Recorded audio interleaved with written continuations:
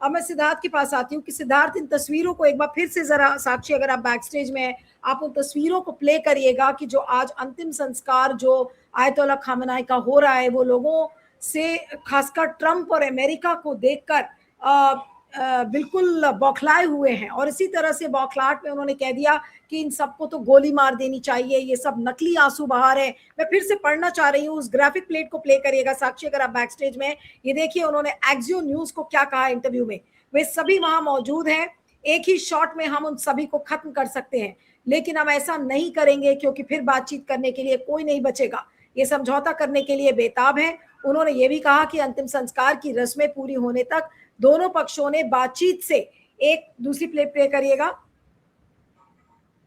1 सप्ताह का विराम लेने का फैसला लिया है और इस दौरान कोई भी पक्ष हमला नहीं करेगा। मैं ये देखकर हैरान हूं कि लोग रो रहे हैं।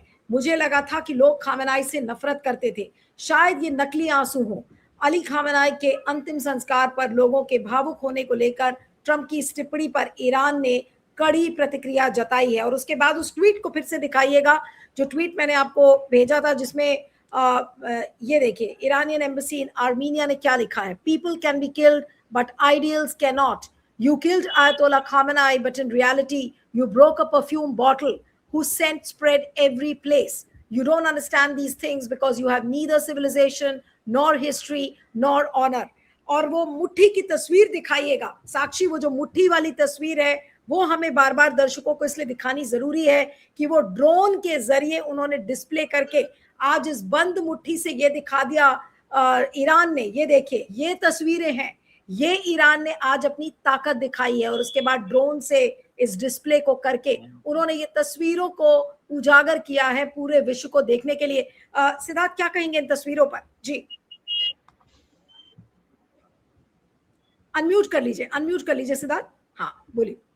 जी, तस्वीरों से ज्यादा तस्वीर तो अपने आप में कहते हैं कि तस्वीर पिक्चर से 1000 वर्ड्स, तो जो पिक्चर कह रहा है वो तो अपने आप में कह रहा है, लेकिन उससे बड़ी बात यह है कि ईरान, ट्रंप साहब या दुनिया क्या कहती है उस पर वो काम नहीं करता है। वो कुछ उसको पता है कि करना क्या होता है। ये दिखावेबाजी ईरान नहीं करता है। मेरे ख्याल से पिछले 4-5 महीने में हमें पता लग गया होगा कि दुनिया ने दिखा दिया है कि ईरान ने दुनिया को दिखा दिया है कि रीढ़ की हड्डी का मतलब क्या होता है।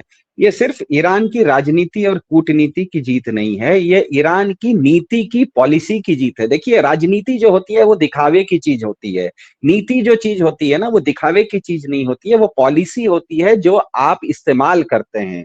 ईरान एक तरफ था इस युद्ध में, दूसरी तरफ अमेरिका, इजराइल और ये जो खाड़ी के जीसीसी देश हैं, इन सबको मिला के देखिए तो ईरान की राजनीतिक क्षमता, ईरान की सैनिक क्षमता, ईरान का जनसंख्या, ईरान का भू क्षेत्र और ईरान की अर्थव्यवस्था, ये सब मिला के 45 गुना ये ईरान छोटा था अमेरिका, इजराइल और जीसीसी के देशों से। मतलब 45 गुना ईरान छोटा था, फिर भी ईरान ने ये युद्ध जीत लिया। तो इसका मतलब यह है कि ईरान ने दिखाया कि काबिलियत ही कामयाबी है। काबिलियत दिखावा नहीं होता, काबिलियत ताकत होती है। ताकत दिखाई नहीं जाती, ताकत अंदर अंदर तैयार की जाती है। एक तरफ दुनिया की सबसे बड़ी मिलिट्री थी जिसने जंग से पहले 3 उद्देश्य बताए थे। उसने बताया था कि हम ये इसीलिए जंग कर रहे हैं, ईरान पर इसीलिए हमला कर रहे हैं क्योंकि ईरान की परमाणु शक्ति खत्म करनी है।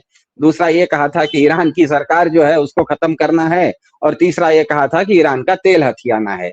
और 1 हफ्ता पहले वर्षे में इसी ट्रंप साहब ने ईरान के साथ समझौता किया। उस समझौते में कहा कि परमाणु भी ईरान के पास रहेगा। उसी पुरानी सरकार के साथ समझौता कर लिया। तेल ईरान अब दुनिया को बेचेगा। ऊपर से दुनिया का जो तेल का नल था हॉर्मुज, वो भी अब ईरान के पास है। तो इसीलिए ईरान ये नहीं देख रहा है कि ट्रंप साहब ट्वीट क्या कर रहे हैं, वो देख रहा है ट्रंप साहब सिग्नेचर में तो सरेंडर कर रहे हैं, कुछ भी बोलते रहे, क्या फर्क पड़ता है। तो ऐसा हुआ क्यों? इस युद्ध में ईरान जीता क्यों? क्योंकि मेरे ख्याल से ईरान ने प्राचीन संस्कृति के साथ आधुनिक विज्ञान का एक अनोखा मेल किया। संस्कृति का मतलब धर्म नहीं होता। ईरान में जो धर्म है वो केवल 1500 साल पुराना है, लेकिन ईरान की जो संस्कृति है, वहां फारस की संस्कृति जिसे कहते हैं, वो नेचुरल सिविलाइजेशन, प्राकृतिक सभ्यता है। वो 5,000 साल पुरानी है, जिसके बारे में अभी आप बता रहे थे। तो आर्मेनिया में जो ईरान का दूतावास है, उसने वही संस्कृति की बात कह रहे थे। वो मुझसे पहले जो सर बोल रहे थे वो भी अमेरिका की 250 साल की संस्कृति की बात कर रहे थे। तो संस्कृति धर्म नहीं होती, संस्कृति इतिहास होता है। तो ईरान के पास जो ये है, मतलब फारस की प्राकृतिक संस्कृति, उसमें अपने अपने प्राकृतिक संस्कृति क्या होती है, अपने अपने प्राकृतिक संसाधनों को स्थानीय लोग संभालते हैं। हॉर्मुज को मछुआरे संभाल लेते हैं और पहाड़ों को पहाड़ी लोग संभाल लेते हैं। इसका मतलब वहां पर सत्ता विकेंद्रीकरण है, पावर डिसेंट्रलाइजेशन है। ये पावर डिसेंट्रलाइजेशन प्राचीन संस्कृति होती है। दूसरे तरफ ईरान ने क्या किया, उसको आधुनिक विज्ञान के साथ जोड़ लिया, लेटेस्ट साइंस के साथ जोड़ लिया। दुनिया में आश्चर्य होगा आपको कि स्टेम ग्रेजुएट्स कहे जाते हैं। स्टेम का मतलब होता है साइंस, टेक्नोलॉजी, इंजीनियरिंग और मैथमेटिक्स। क्योंकि ये साइंस, टेक्नोलॉजी, इंजीनियरिंग और मैथमेटिक्स में आप अगर ग्रेजुएशन किए हैं, तभी आप भौतिक दुनिया में आप कोई कोई नई नई चीजों को बना सकते हैं। फिलोसॉफी पढ़ के, आर्ट्स पढ़ के हम बहुत समझदारी की बातें तो टीवी पर कर सकते हैं, लेकिन एक भी नई चीज बना नहीं सकते। आविष्कार बनाने के लिए आपको स्टेम ग्रेजुएट होना है। ईरान में आज 100 लोगों में से एक आदमी स्टेम ग्रेजुएट है। अमेरिका में 450 में से एक स्टेम ग्रेजुएट है। भारत में 650 में से एक स्टेम ग्रेजुएट है। मतलब इसका मतलब यह है कि उसने इतनी आधुनिक टेक्नोलॉजी अपनी तैयार कर ली कि 15 देशों पर महीनों तक वो मिसाइल दागते रह गया और सारे देश उझेलते रह गए। इसका मतलब क्या है कि एक तरफ उसकी प्राचीन संस्कृति भी है, दूसरी तरफ आधुनिक विज्ञान भी है। तो मेरे ख्याल से जो भी समाज खुद के एंशियंट सिविलाइजेशन के साथ एडवांस साइंस को जोड़ लेगा, वो किसी भी तरह की बड़ी से बड़ी चुनौती को वो जीत लेगा। ये मेरे ख्याल से सिर्फ ईरान के लिए नहीं, हम सब के लिए व्यक्तिगत जीवन में भी, पर्सनल लाइफ में भी सीखने का बहुत बड़ा लेसन है। रोज हम किसी न किसी के दबाव में आ जाते हैं, किसी का प्रेशर हम पर आ जाता है, कभी पड़ोसी का प्रेशर आ जाता है, कभी किसी दोस्त का प्रेशर आ जाता है, कभी कोई बहुत बड़ा पॉलिटिशियन के चक्कर में हम फंस जाते हैं।